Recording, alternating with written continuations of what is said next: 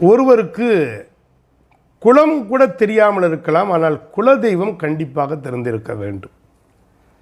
குலதெய்வத்தை நாம் மனதார வேண்டிக் கொண்டால் சகல காரியங்களிலும் சித்தி கிடைக்கிறது. சரி, இந்த குலதெய்வம் நம்முடைய வீட்டில் இருக்கிறதா? இதை அறிந்து கொள்ள நாம் என்ன செய்ய வேண்டும்? நான் சொல்லப்போகிற இந்த ஒரு சின்ன விஷயத்தை மாத்திரம் செய்துவிட்டால் உங்கள் குலதெய்வம் எங்கு இருந்தாலும் உங்கள் வீடு தேடி வரும். இஷ்ட தெய்வத்தை காட்டிலும் குலதெய்வம் தான் நம்முடைய குலத்தை காக்கிற கடவுள். குலதெய்வ ஆலயத்திற்கு போக மறந்தவர்களுக்கு பல்வேறு பிரச்சனைகள் வருகிறது. எனவே குப்பையில் இருந்தாலும் கோபுரத்தில் ஏற்றக்கூடிய ஆற்றல் அந்த குலதெய்வத்துக்கு உண்டு. குலதெய்வ அருளை நம்முடைய வீட்டிற்கு கொண்டு வர வேண்டும் என்று சொன்னால் என்ன செய்ய வேண்டும் என்று சொன்னால், வீட்டின் நிலைவாசல் கதவை சுத்தமாக வைத்திருக்க வேண்டும். சில வீடுகளில் நம்ம பார்க்குறோம், நிலைவாசல் கதவை சுத்தம் செய்து அதுக்கு மஞ்சள் குங்குமம் பொட்டு போட்டு விளக்கேற்றி வழிபடுவாங்க. அவங்களுக்கு குலதெய்வம் அந்த வீட்டில் அந்த வாசலில் தான் நிற்கிறார்.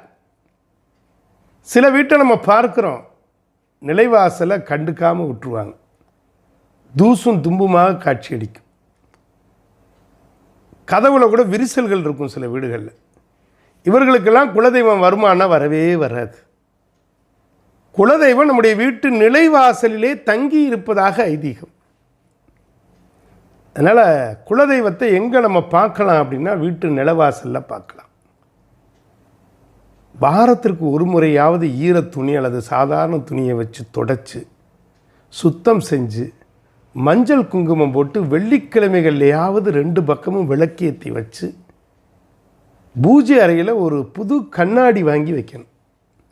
சித்திரை விசுவுக்கு மாத்திரம்தான் கண்ணாடி வைக்கிற பழக்கம் நமக்கு உண்டு. பூஜை அறையில் ஒரு கண்ணாடி வாங்கி வைக்கணும். குலதெய்வ படம் அதுக்கு முன்னால் இருக்கணும்.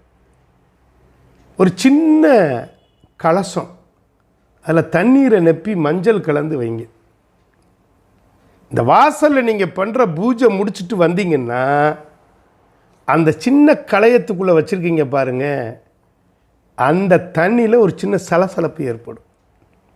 அந்த சலசலப்பு வந்துருச்சுன்னா உங்கள் வீட்டுக்குள்ளே குலதெய்வம் வந்தாச்சு. இது என்னைக்காவது நம்ம செஞ்சுருக்கிறோமா? சத்தமே வரக்கூடாது. நீங்கள் வாசல் அதை முடிச்சுட்டு பட்டார்னு கதவை சாத்துறது, சரட்டுன்னு சத்தம் போடுறது, அதெல்லாம் வரக்கூடாது. கதவை பிடிச்சி ஆட்டுறது, இதெல்லாம் கூடாது. அப்படியே வந்து பூஜை அறையில் பார்த்தீங்கன்னா ஒரு சின்ன சலசலப்பு இருக்கும். அதை பார்த்தாலே நம்ம பார்த்திங்கன்னா நமக்கு குலதெய்வத்தினுடைய அருள் வந்துடும். குலதெய்வம் வீட்டுக்கு வந்தாச்சு. அதுக்கப்புறம் என்ன பண்ணணும்னா, வாசலுக்கு மேலே ஒரு சிறு மஞ்சள் துணியை வாங்கி, வசம்பு பேர் சொல்லாததுன்னு சொல்லுவாங்க, அதை கட்டி அதை அப்படியே முடிச்சா வச்சு நிலவாசலில் கட்டி விட்டேன். இறுக்கமாக வெளியில் வராதபடி நன்கு முடிந்து கட்டி கொள்ள வேண்டும். அந்த நிலைவாசலுக்கு மேலே இருக்கக்கூடிய ஆணியில் தொங்க விட்டுட்டிங்கன்னு வச்சுக்கோங்க, குலதெய்வத்தினுடைய அருளை பரிபூர்ணமாக பெற்றுவிட முடியும். இது சாதாரண ஒரு விஷயந்தான். வீட்டு நிலவாசலை துடைக்க போகிறோம், ஈர துணி வச்சு சந்தனம் குங்குமம் இட போகிறோம். வெள்ளிக்கிழமையில் 2 பக்கத்தில் 2 விளக்கு ஏற்ற போகிறோம்.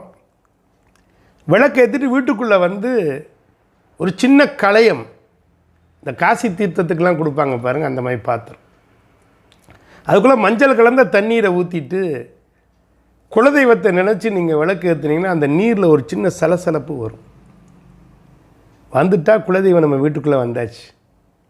அடுத்து ஒரு நல்ல மஞ்சள் துணி எடுத்துக்கொண்டு அல்லது வெள்ளை துணி எடுத்து மஞ்சளில் கரைச்சி அதுக்குள்ளே வசம்பு அதை ஒரு 4-5 துண்டு வாங்கி கட்டி நிலையில் கட்டி விட்டுருங்க.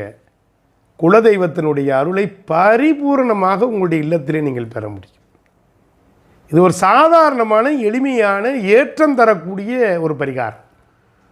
குலதெய்வ ஆலயத்திற்கு நாம் சென்று பல்வேறு பொருட்களை கொடுப்பதை விட நம்முடைய இல்லத்துக்குள்ளே நம்முடைய குலதெய்வத்தை வர வைக்கின்ற ஒரு உன்னதத்தை இந்த சின்ன பரிகாரத்தின் மூலமாக நீங்கள் செய்தீர்கள் என்று சொன்னால் குலதெய்வத்தினுடைய அருளை பரிபூரணமாக உங்களால் பெற முடியும். எனவே அன்பிற்கினிய பெருமக்களே, இந்த எளிமையான பரிகாரத்தை சிக்கன பிடித்து கொண்டால் குலதெய்வத்தினுடைய அருளும் அதனைத் தொடர்ந்து இஷ்ட தெய்வமும் உங்கள் இல்லத்திற்குள்ளே வந்து வாசம் செய்வார்கள். தொடர்ந்து செய்து வாருங்கள். ஒவ்வொரு வெள்ளிக்கிழமைகளிலும் இதை செய்து வந்தால் சகல சௌபாக்கியங்களையும் பெற்று நீங்கள் வாழ்வாங்கு வாழ முடியும். நன்றி. உங்களிடமிருந்து இந்த எளிமை பரிகாரத்தை சொல்லி விடைபெறுவது மீனாட்சி மைந்தன், சித்திரை திருவிழா வர்ணனையாளர் முனைவர் சண்முக திருக்குமரன்.